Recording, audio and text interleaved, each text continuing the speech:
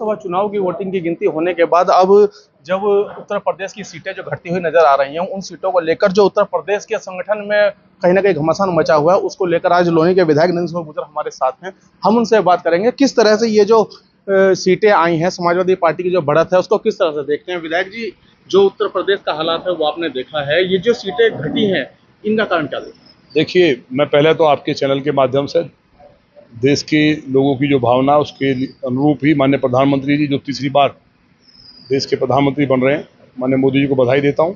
और उत्तर प्रदेश में सीट घटने का कारण मैं बता चुका हूं बार बार कि जिस तरह से क्षत्रिय समाज को इतना सम्मान बीजेपी में मिलता है कि माननीय रक्षा मंत्री जी क्षत्रिय समाज से हैं, माननीय मुख्यमंत्री क्षत्रिय समाज से, तमाम विधायक मंत्री और सांसदों के टिकट मिले हैं।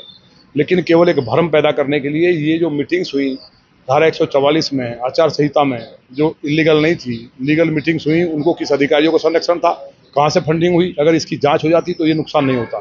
दलित समाज को हमने धारा 370 हटा करके उनका आरक्षण बहाल किया, दलित समाज का आरक्षण बहाल किया। प्रोन्नति में जो आरक्षण समाप्त किया था समाजवादी पार्टी की सरकार ने, उसको हमने बहाल किया। हमने बाबा साहब के 5 तीर्थ जो थे उनको डेवलप किया। कांग्रेस ने बाबा साहब को हराया। उसके बाद समाजवादी पार्टी जो दलितों के विरोधी थी, कांग्रेस विरोधी थी, और हम माने मोदी जी दलितों के पैर धोने से लेकर के इतना काम, इतनी योजनाएं लाए, वो दलित विरोधी संविधान खत्म करने वाले एक भ्रम फैला करके अधिकारियों के माध्यम से, एक फंडिंग के माध्यम से हुए। गुर्जर और राजपूत समाज के बीच में संघर्ष कराने का प्रयास हुआ। ये सब दिल्ली में राहुल गांधी जी के आवास पे, उनके केंद्रीय कार्यालय पर लगातार मीटिंग्स हुई, और पूरे देश में कि मोदी जी के साथ पूरा सनातन धर्म खड़ा है, भारत की जनता खड़ी है। 400 पार रोकना है तो जातियों में आपस में संघर्ष कराइए, और वो उसमें कामयाब हुए। अब बताइए, कुर्मी समाज के नेता लालजी वर्मा है, उनके घर पे पुलिस बिना कारण गई, तो दोनों चरण में वहाँ कुर्मी बाहुल सीट थी, सारे कुर्मी साफ हो गए। आज वो पश्चाताप कर रहे हैं कि अयोध्या में जो हार हुई है, अयोध्या वासियों के लिए, पूरे देश का सनातनी, दुनिया का सनातनी, उनके लिए अच्छे शब्द नहीं बोल रहा है। वो आवेश में आकर के उस चाल को समझ नहीं पाए, अब वो लोग पछता रहे हैं। अब जब भविष्य में चुनाव होगा तो ये परपंच और षड्यंत्र नहीं चलेंगे। लेकिन देश की जनता को बधाई कि जहाँ जहाँ FIR हुई थी कांग्रेस के षड्यंत्र के खिलाफ, हमने राहुल गांधी के खिलाफ, आपको मालूम होगा, FIR कराई थी, तहरीर दी, लेकिन अधिकारियों ने, मैंने बड़े अधिकारियों से बात की, वहाँ मुकदमा दर्ज नहीं हुआ। अगर मुकदमा दर्ज होता, आक्रामकता के साथ हम उठाते कि ये राहुल गांधी कर रहे हैं, हम तो आरक्षण के और संविधान के समर्थन में हैं, और कांग्रेस समाप्त करना चाहती है, उन्होंने संविधान में बदलाव किए हैं, तो मैं समझता हूँ कि दलित समाज पहले की तरह एक तरफा वोट डालता। तो तमाम समाजों को भ्रमित करने का काम हुआ, उसका ही कहीं ना कहीं नुकसान हुआ है।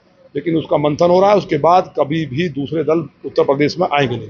अच्छा, समाजवादी पार्टी के जो अध्यक्ष हैं अखिलेश यादव, उनका एक एजेंडा था PDA को लेकर, जिसमें उन्होंने इस बार उत्तर प्रदेश में अच्छा काम किया है। अब ये उनका अच्छा काम है या भारतीय जनता पार्टी के नेताओं की जो भीतराघात है, इन दोनों में किसको देखते हैं? देखिए, नेताओं का कोई भीतरीघात नहीं है, अधिकारियों का, सिर्फ और सिर्फ अधिकारियों ने जो पूरी तरह से सपा के एजेंट के रूप में काम किया, और समाजों में जो उनको जो बैठा करके फंडिंग की गई, अलग अलग सभाओं को 35-36 सभाएं जो बनी और पूरे देश में प्रदेश में घूमी हर समाज की, और उनको एक भ्रम फैलाने में जो कामयाब रही, वो हमारी कहीं ना कहीं अधिकारियों की मिलीभगत थी। नहीं तो वो जो हमारी इंटेलिजेंस थी वो उनको रोक सकती थी, क्योंकि कहीं भी जब आचार संहिता लग जाए तो जाति के नाम पे, धर्म के नाम पे हम सम्मेलन नहीं कर सकते। उसके बावजूद भी सम्मेलन हुए, तो ये कहीं ना कहीं जो नुकसान हुआ है उसकी भरपाई करेंगे। लेकिन देश की जनता को बधाई कि उन्होंने एक तरफा माननीय मोदी जी को तीसरी बार प्रधानमंत्री बनाया है।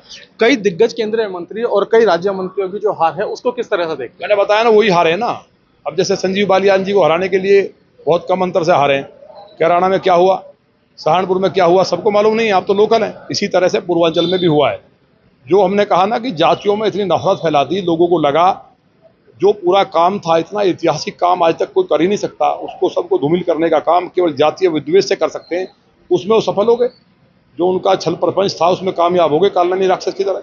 अच्छा, किसी भाजपा नेता की कोई ऑडियो रिकॉर्डिंग का जो जिक्र है, वो कौन सा भाजपा नेता? वो नेता है, बता देंगे, वो बड़े नेता हैं, भाजपा नेता नहीं है। वो भाजपा नेता आपने कैसे कह दिया, वो नेता हैं, बस इतना मानना। अच्छा, जो राकेश टिकैत की और उनकी ऑडियो की जो बात चल रही है, वो किस तरह की ऑडियो? अब वो बात वही है कि अगर ये बिल पास होते हैं तो बाबा साहब टिकैत का सपना पूरा हो रहा है, किसानों की जिंदगी बदल जाएगी।